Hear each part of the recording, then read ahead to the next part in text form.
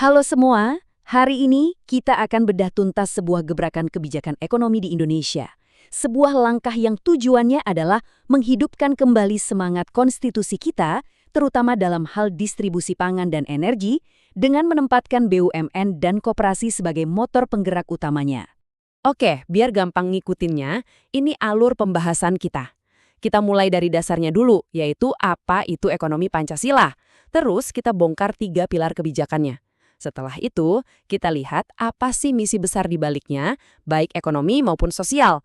Kita juga akan analisis siapa yang diuntungkan dan dirugikan, lalu kita telusuri akarnya ke pemikiran para pendiri bangsa. Dan terakhir, kita lihat langkah perbaikan ke depannya. Nah, sebelum kita ngomongin kebijakannya lebih jauh, penting banget buat kita paham dulu fondasinya. Apa sih yang jadi jiwa dari sistem ekonomi kita? Jawabannya adalah sistem ekonomi Pancasila, atau sering kita sebut SEP. Intinya gini, SEP itu melihat manusia secara utuh. Kita ini kan punya sisi individu yang pengen maju, berinovasi, dan kreatif. Tapi di sisi lain, kita juga makhluk sosial yang nggak bisa hidup sendiri. Kita butuh komunitas. Nah, SCP ini mencoba menyeimbangkan keduanya, mencari jalan tengah, dan menolak sistem ekonomi yang terlalu ekstrim ke kanan ataupun ke kiri. Coba deh kita lihat perbandingannya di sini. Kelihatan banget kan bedanya? Sistem ekonomi Pancasila ini benar-benar nggak mau ikut-ikutan persaingan bebas yang kadang kebablasan, tapi juga nggak mau mematikan kreativitas individu atas nama kolektivitas. Dia punya jalurnya sendiri, yaitu ekonomi berbasis komunitas. Dan yang menggerakkan sistem ini adalah 2 DNA budaya kita yang luar biasa, kekeluargaan dan gotong royong.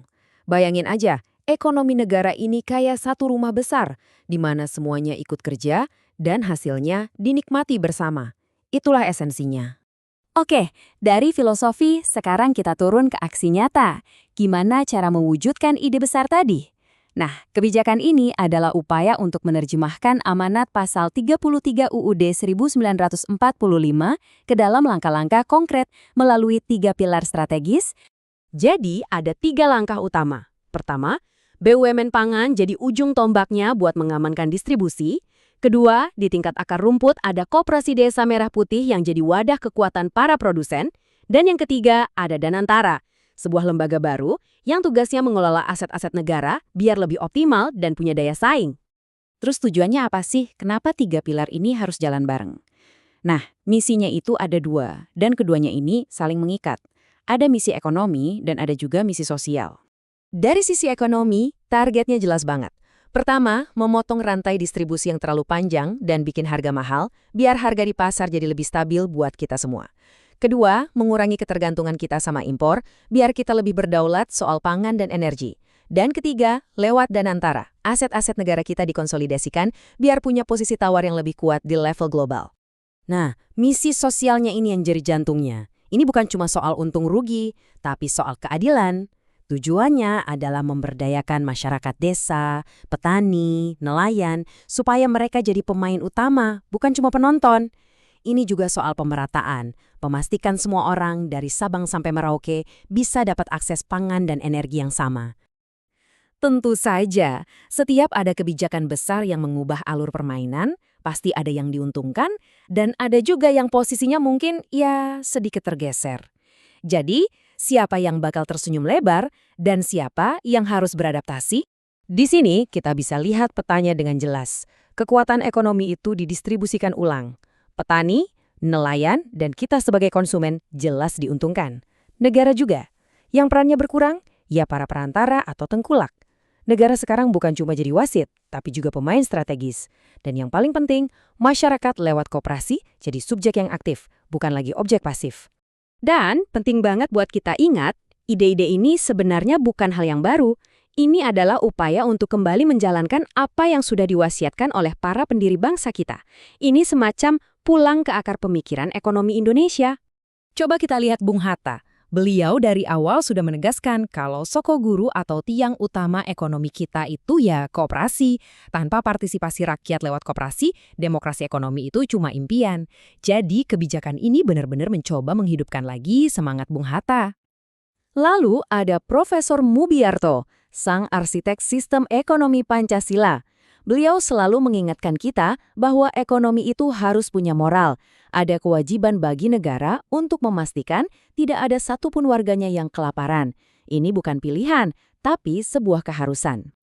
Semangat ini diperkuat lagi oleh Sri Edi Swasono yang tanpa lelah menyuarakan daulat rakyat harus di atas daulat pasar. Artinya apa? Artinya kepentingan dan kesejahteraan rakyat harus jadi panglima, bukan mekanisme pasar yang buta. Kebijakan ini adalah manifestasi dari perjuangan itu. Oke, idenya sudah bagus, langkahnya sudah diambil. Tapi, namanya juga sebuah proses, pasti selalu ada ruang untuk jadi lebih baik kan? Berdasarkan analisis, ada beberapa rekomendasi nih, agar kebijakan ini bisa berjalan lebih efektif dan benar-benar sesuai dengan ruh Pancasila.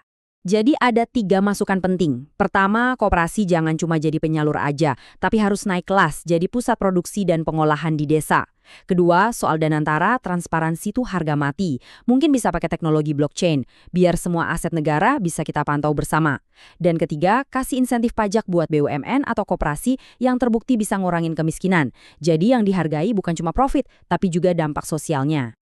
Pada akhirnya, semua ini adalah tentang menggabungkan 2 kekuatan besar. Otot BUMN yang besar dan kuat dengan jantung koperasi yang berdetak di setiap denyut nadi ekonomi rakyat. Tujuannya cuma satu, membangun sebuah benteng pertahanan ekonomi yang kokoh dan benar-benar mandiri. Nah, ini menyisakan satu pertanyaan besar untuk kita renungkan bersama. Akankah kombinasi kekuatan negara dan semangat ekonomi rakyat ini menjadi formula ajaib yang akhirnya bisa membawa Indonesia keluar dari jebakan negara berpenghasilan menengah dan melompat menuju kemakmuran yang bisa dirasakan oleh semua orang?